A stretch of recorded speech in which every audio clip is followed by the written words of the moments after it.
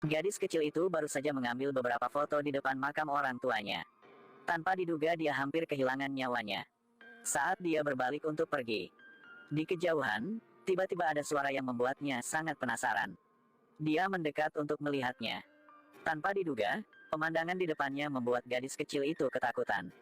Dia dengan cepat menggunakan kamera untuk mengambil potret si pembunuh. Setelah itu, dia panik dan melarikan diri dari tempat kejadian.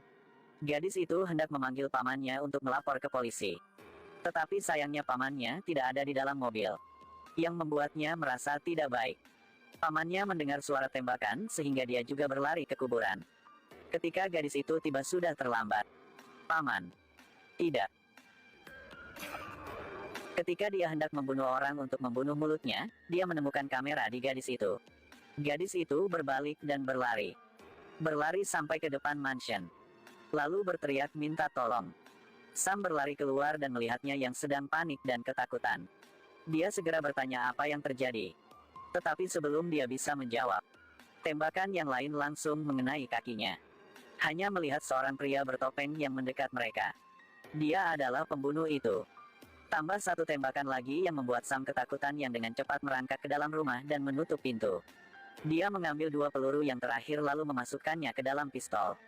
Ketika si pembunuh mendorong pintu masuk, Sam menembaknya tanpa ragu-ragu.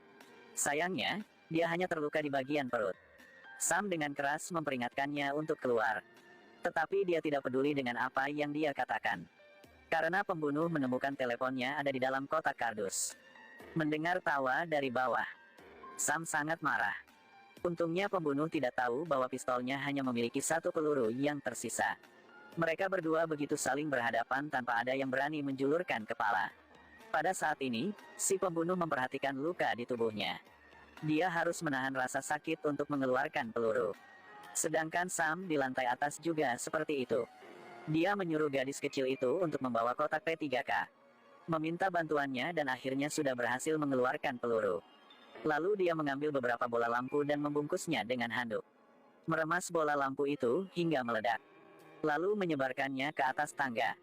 Tujuannya adalah untuk menghindari si pembunuh menyelinap menaiki tangga. Sam menghela nafas lega, gadis kecil itu pun menceritakan semua. Setelah mengetahui, Sam menyuruhnya untuk mengeluarkan roll film Kodak.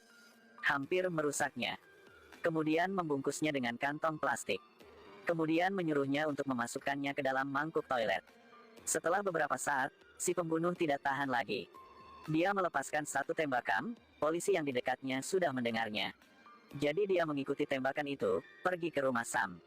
Saat ini Sam sedang berpikir cara untuk membawa gadis kecil itu keluar. Tangga yang tidak bisa. Jadi hanya bisa memanjat jendela untuk turun dari atap. Jadi dia berencana menggunakan cara ini untuk membuatnya keluar. Sedangkan dia akan tinggal dan menahan si pembunuh. Saat ini pembunuh sudah menemukan mobil polisi yang sedang di luar. Adalah polisi patroli tadi yang mengemudi ke sini. Dia adalah seorang pembunuh profesional jadi dia sangat tenang. Dia perlahan memakai kerudungnya. Mendengar ketukan di pintu, dia melepaskan tembakan. Lalu membuka pintu dan melihat polisi itu tergeletak di genangan darah. Dan pada saat yang sama gadis sudah berhasil melompat turun. Namun sudah terlihat oleh si pembunuh. Dia sangat takut sehingga dia dengan cepat naik kembali. Tetapi si pembunuh telah bereaksi lambat. Saat dia berlari keluar untuk menembak gadis itu, dia menemukan bahwa pistolnya tidak lagi amunisi. Pada saat ini, polisi yang terluka juga mengeluarkan senjatanya untuk melawan. Ketika dia menemukannya, dia bergegas dan memukul kepalanya dengan gagang pistol. Kemudian mengendarai mobil polisi ke gudang untuk menyembunyikannya. Adegan ini sudah dilihat oleh gadis kecil yang di lantai atas. Gadis itu dengan cepat memberi tahu Sam. Setelah itu, dia bergegas ke balkon untuk melihatnya. Tepat ketika si pembunuh ingin memasuki rumah. Sam dengan keras mengancamnya untuk pergi dari sini dengan cepat. Jika tidak dia akan menembak. Tapi pembunuhnya sangat tenang. Karena dia segera selesai menganalisis bahwa senapan Sam memiliki penyimpangan yang sangat besar. Pada jarak ini, senjatanya pasti akan meleset. Jadi dia tidak panik dan menyuruh Sam untuk menembak. Sam sendiri sangat mengetahui hal itu, sehingga dia tidak berhenti menggunakan kata-kata untuk mengancamnya. Si pembunuh melihat begitu, dia semakin percaya pada tebakannya. Jadi dia mengeluarkan pistol. Seperti yang diduga, Sam segera berlari ke dalam rumah. Sekarang, Sam agak putus asa. Di lantai bawah terdengar suara si pembunuh. Dia mengikat polisi yang terluka dan mengancam bahwa jika dia tidak menyerahkan anak itu, orang lain yang tidak bersalah akan mati. Dan semuanya adalah kesalahannya. Kamu mati. Sam tidak melakukannya yang membuatnya sangat marah. Dia meraih palu di sebelahnya dan membanting jari polisi. Jeritan kesakitan bergema di seluruh rumah.